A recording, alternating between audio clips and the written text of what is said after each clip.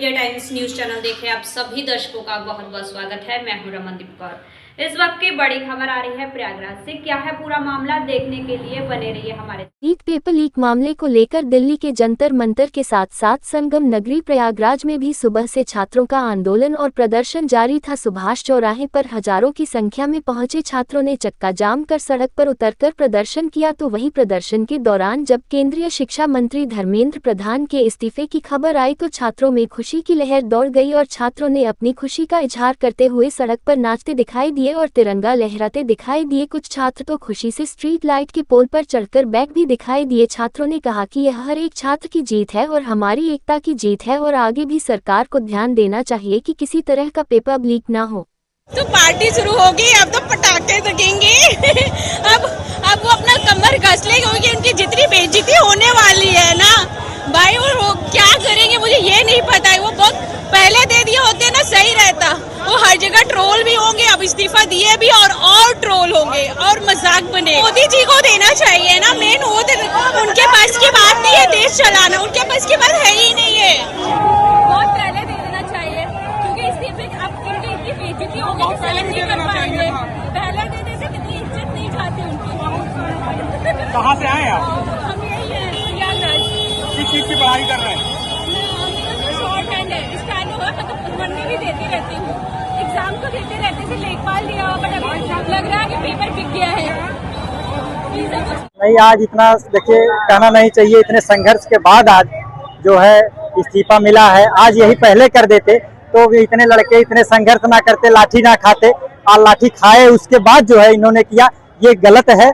ये सरासर लड़कों के साथ गलत हुआ है जो लाठी खाए हैं, जो आज हॉस्पिटल में पड़े हैं। हाँ, यही इस्तीफा इनका पहले हो जाना चाहिए जो आज कर रहे हैं। अगर ये इतना संघर्ष करना पड़े तब इस्तीफा दें तो इनको जो है चुल्लू भाई पानी में डूब के मर जाना चाहिए। ऐसे हमें खुशी है, खुशी इस बात की है कि इन्होंने जो है लाठी खवा के जो है इस्तीफा दिए हैं। ये मुझे दुख है इस बात का। क्या नाम है आपका? शिवदर्शन। छात्रों बहुत बड़ी ये जीत हासिल की है, बहुत बड़ी खुशी की लहर है। छात्रों ने जिस हिसाब से छात्रों को के साथ एकत्रित होके एकजुट होके लड़ा है। कहते हैं ना कि शोर जमानी चलती शोर जमाना चलता है। छात्र एकता बहुत जरूरी है। आप अपने भविष्य के लिए अपने संघर्षों के अपने माता पिता की जो शिक्षा वो दे रहे हैं, कह रहे हैं कि उस पर धांधली हो रही है, उस हिसाब से अगर आपको अपने जीवन को बेहतर बनाना है तो ये बहुत जरूरी कदम था। छात्रों को एकजुट होकर आगे भी ऐसी बहुत सारी लड़ाइयाँ होती रहेंगी, आगे भी ऐसे बहुत सारे संघर्ष चलते रहेंगे। उनमें छात्रों को एकजुट होकर लड़ना पड़ेगा, साथ रह के एकजुटता के साथ, और बहुत ये अनावश्यक चीजें ना करते हुए धैर्यपूर्ण ये संघर्ष चला और बहुत अच्छा इसका निदान हुआ। सरकार अपने कदम पीछे लिया। सौरभ सिंह। इस्तीफे की खुशी तो है, अगर केंद्र का इस्तीफा दिया है तो अगर राज्य का भी इस्तीफा हो जाएगा, अगर कोई भी धांधली होगी किसी भी परीक्षा में, इससे क्या होगा, हम लोग की एकता और बढ़ गई है। परीक्षा देने का एक टाइम टेबल भी निकाला जाए ताकि बच्चे सही से अपना काम करे और सरकार अपनी काम करे। हम नहीं चाहते अपना टाइम खराब करने के लिए। अगर सरकार इस्तीफा दी है उसके लिए धन्यवाद, और वो आगे ऐसे व्यक्ति को दे ताकि दोबारा ऐसी काम न करना पड़े हम लोगों को। हमारा नाम दीपक है। वही प्रदर्शन स्थल पर पहुंचे additional police commissioner Ajay Pal Sharma, संघ डीसीपी नगर मनीष कुमार शांडिल्य व एडीएम सिटी सत्यम मिश्रा ने प्रदर्शन कर रहे छात्रों से अपील किया, आपकी मांगे सरकार द्वारा मान ली गई है, आप सभी अब शांतिपूर्वक धरना समाप्त करके अपने घर की ओर जाएं। बाइट मनीष कुमार शांडिल्य, डीसीपी नगर। Walk through. मेरी सभी से अनुरोध है कि सभी लोग अपना धरना समाप्त करके अपने अपने घर जाइए, सकुशल रूप से अपने घर जाएं और आपकी जो भी इश्यूज हैं उचित माध्यम से उस जगह पर पहुंचाए जाएंगे। और छात्रों से और सभी जो विरोध प्रदर्शन करने वाले लोग थे सभी से मेरी अपील है कि आप शांतिपूर्वक तरीके से रहिए और कानून व्यवस्था को अपने हाथ में ना लें, लॉ एंड ऑर्डर को मेंटेन करने के लिए अपना योगदान दें और शांति व्यवस्था सभी की जिम्मेदारी है, उसमें सभी लोग अपनी जिम्मेदारी सुनिश्चित करें।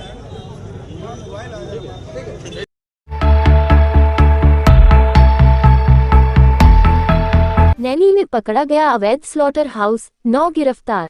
प्रयागराज के नैनी के काशीराम कॉलोनी में अवैध स्लॉटर हाउस की शिकायत पर पुलिस ने रेड करके 9 लोगों को गिरफ्तार किया है। पकड़े गए लोग इसी कॉलोनी में गौवंश को काटकर बेचते थे। छापे में काफी मात्रा में गोमांस भी बरामद हुआ है। पुलिस ने दरियाबाद के फैजत, नैनी के आकाश कुमार, विकास कुमार, बल्लू कुमार, रविंद्र कुमार, अशरफ, अंशु को मौके से गिरफ्तार किया, जबकि आमिर को पुलिस ने मुठभेड़ में पकड़ा। आमिर के पैर में गोली लगी है। इसके पास से तमंचा कारतूस भी बरामद हुआ है। अवैध स्लॉटर हाउस की शिकायत विहिप नेता ने डीसीपी से की थी। सूचना मिलते ही पुलिस ने लिया एक्शन।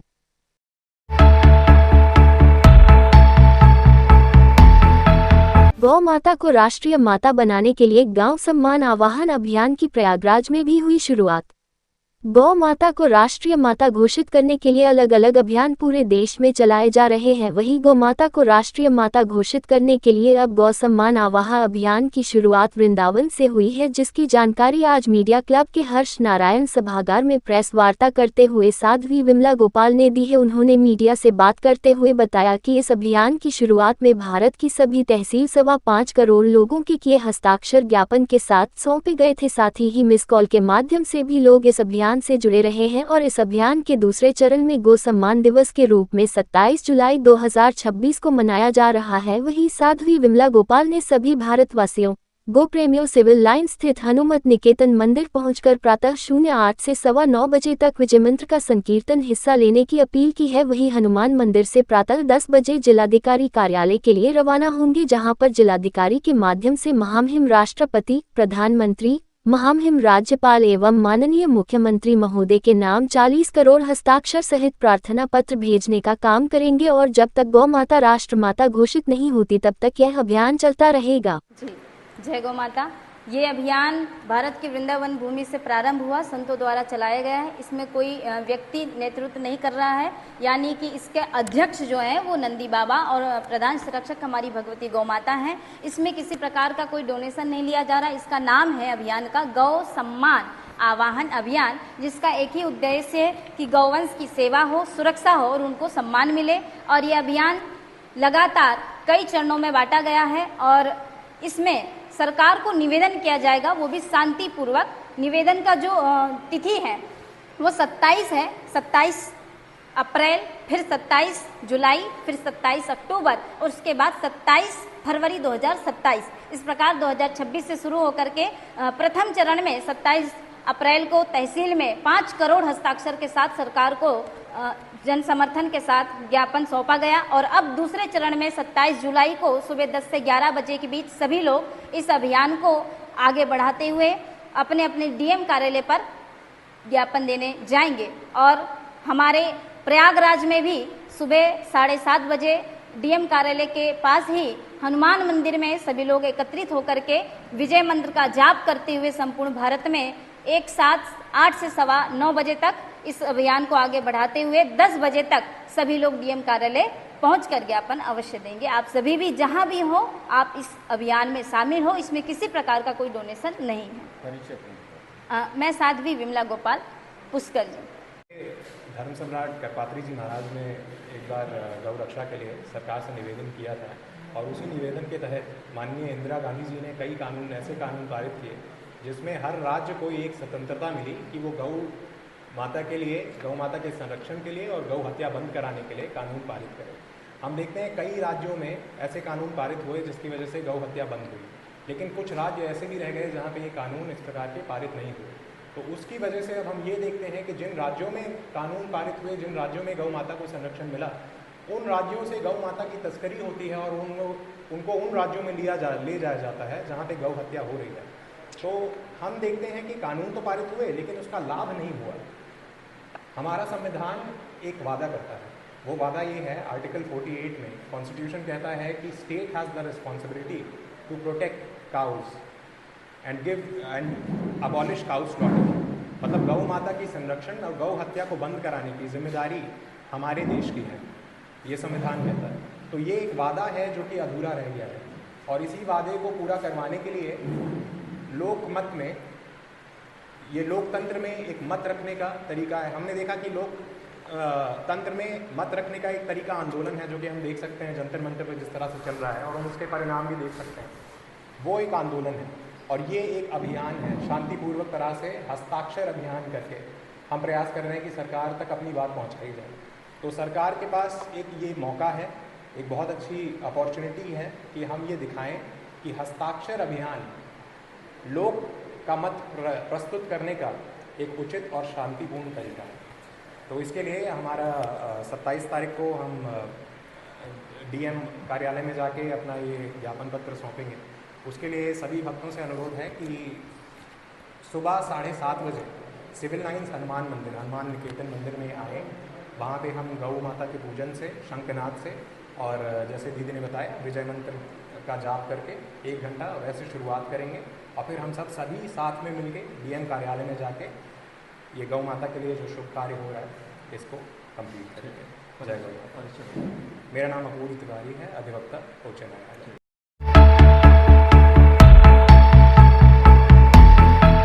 संगम नगरी प्रयागराज की गंगानगर जोन की हंडिया पुलिस को मिली बड़ी कामयाबी। लूट चिनौती की घटना को अंजाम देने वालों को हंडिया थाने की पुलिस संग एसओजी सर्विलांस सेल की टीम ने 3 लोग को गिरफ्तार किया है। इनके पास से पुलिस ने पीली धातु के 2 मंगलसूत्र, 2 अंगूठी, 1 मोबाइल फोन, 12,700 रुपये व 1 तमंचा 315 बोर, 1 कारतूस 315 बोर तथा घटना में प्रयुक्त 2 मोटरसाइकिल बरामद किया। डेंजर जोन 2225 नामक गैंग के 3 वांछित पकड़े गए। अभियुक्त के नाम संजय कुमार सिंह, अमन सिंह, अश्वनी भाटिया है। इनको हंडिया क्षेत्रांतर्गत भेस की ओवरब्रिज के पास से गिरफ्तार किया गया।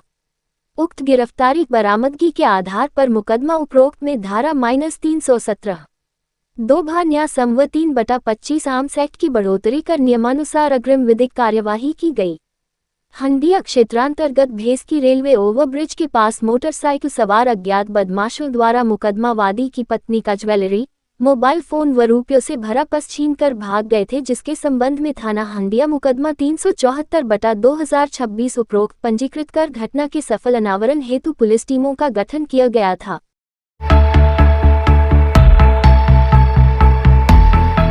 संगम नगरी प्रयागराज में नगर निगम के द्वारा चलाए जा रहे स्वच्छता अभियान के अंतर्गत मनकामेश्वर मंदिर में लोगों को जागरूक किया गया। बता दें, मनकामेश्वर मंदिर की प्रबंधन ने मंदिर परिसर के अंदर भगवान के पूजनार्थ लाए गए सामग्री में पॉलीथिन, प्लास्टिक ग्लास और दूध के पैकेट पर प्रतिबंध लगाया। इसके तहत नगर निगम की टीम और जोनल अधिकारी नवनीत हर लगी हुई पूजा सामग्री की दुकान पर जाकर पॉलीथिन, प्लास्टिक कप, दूध के पैकेट के स्थान पर कागज के कप, ग्लास, कपड़े के जूट के थैले का प्रयोग करने के लिए प्रेरित किया। साथ ही दुकान के आगे डस्टबिन लगवाया। वही प्रचार प्रसार वाहक दुकानजी स्वच्छता पॉलीथिन स्लोगन लिख परिधान पहनकर लोगों को पॉलीथिन, प्लास्टिक के बने सामग्री का उपयोग न करे और न दूसरों को उपयोग करने दे। पूरी टीम भक्तों से मंदिर परिसर में पॉलीथिन, प्लास्टिक और दूध पैकेट लेकर न जाए, इसके लिए जागरूक किया। साथ ही बताया पॉलीथिन पकड़े जाने पर जुर्माना किया जाएगा।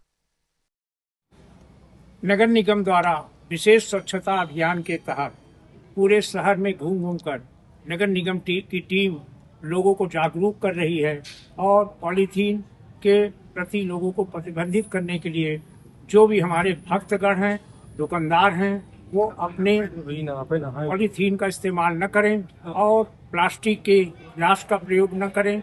उसके जगह कपड़े के थैले, कागज के कप, ग्लास का ही प्रयोग करें, जिससे पूरे मंदिर परिसर क्षेत्र साफ स्वच्छ बना रहे।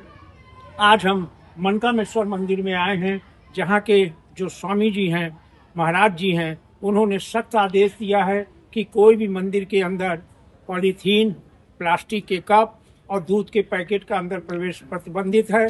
और सभी दुकानदारों से कहा गया है कि आप दुकानदार न प्लास्टिक रखेंगे, न प्लास्टिक के कप रखेंगे, उसके जगह कागज के कप, ग्लास का प्रयोग करेंगे, जिससे मंदिर परिसर साफ स्वच्छ बना रहे। और यही मेरा प्रयागराज के भक्तों से निवेदन है कि आप मंदिर परिसर को साफ स्वच्छ बनाए रखें और मंदिर परिसर में जो भी पॉलीथीन है, प्लास्टिक है, दूध का पैकेट है, इसको कागज के कप में ले जाने के बाद ही भगवान के ऊपर चढ़ाएं, जिससे जिस मन भाव से आप श्रद्धा भाव से मंदिर में प्रवेश कर रहे हैं, उसी श्रद्धा भाव से भगवान से आशीर्वाद लेके प्रवेश आप अपने द्वार की ओर जाएं। यही आपसे निवेदन है और आपसे बार बार यही अनुरोध है। प्रयागराज को नंबर 1 बनाए रखने के लिए नगर निगम ने एक अभियान के तहत प्रयागराज को नंबर 1 हर हाल में बनाना है और जिसमें आप सभी का सहयोग बहुत जरूरी है। जब तक हमारे भक्तगण और दुकानदार भाई इस चीज़ को नहीं समझेंगे तो हम इसी तरह गंदगी में पलते रहेंगे। इसलिए सभी दुकानदार आज से अपने भी दुकान के सामने डस्टबिन रखेंगे और जो भी माला फूल देंगे, दूध देंगे, उसको कागज़ के उसमें देंगे और जो भी भक्त हैं उनसे कहेंगे कि आप पॉलीथीन का इस्तेमाल न करें। यही मैं लोगों से अनुरोध कर रहा हूँ। सावन का महीना आ रहा है और सावन के महीने में पूरे प्रयागराज में जो भी मंदिर हैं वो साफ स्वच्छ बने रहेंगे। जो भी दुकानदार हैं वो अपने दुकान के सामने डस्टबिन रखेंगे जिससे मंदिर परिसर साफ स्वच्छ बना रहे। मैं राजेंद्र कुमार तिवारी दुकान जी, नगर निगम सिटी वेस्ट मैनेजमेंट के प्रचार वाहक। देश दुनिया की खबरों के लिए world media times news channel को सब्सक्राइब करें।